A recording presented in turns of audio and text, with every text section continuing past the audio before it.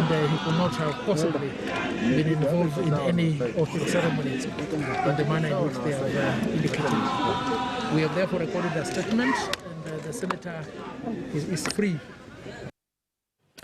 And as for Kakamega Senator Cleophas Malala, let's now link up with our reporter Willie Lusige, who's in the county, to tell us more about that arrest. Lusige, good evening.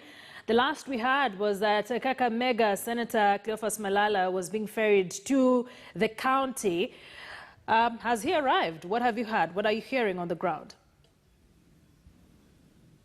We are still camping here at the Mumias police station, where we are expecting Senator Malala to arrive any moment, and apart from that also to be booked here and maybe tomorrow to be arraigned in court to answer charges in contravention of the Public Health Act. That is what they're saying his mistake is, especially in regard to yesterday when he was here to offer free foodstuff to the less privileged in the society at Bomani grounds, which is around 1 kilometer from here. Those are the charges that they have put on him, and we are still waiting for him to arrive any moment from here. But I've spoken to his personal assistant, who is saying they're now along the Muhoroni-Kisumu stretch, which definitely means maybe they will take a little bit of 2 or 3 hours to be here so that the senator can be given an opportunity to write his statement and also know maybe what his fate will be, if he'll be put in hold here until tomorrow, then be arraigned in court. That will only be able to know when he arrives here, maybe within 2 or 3 hours. And Malala still insists that he did not do what they're saying.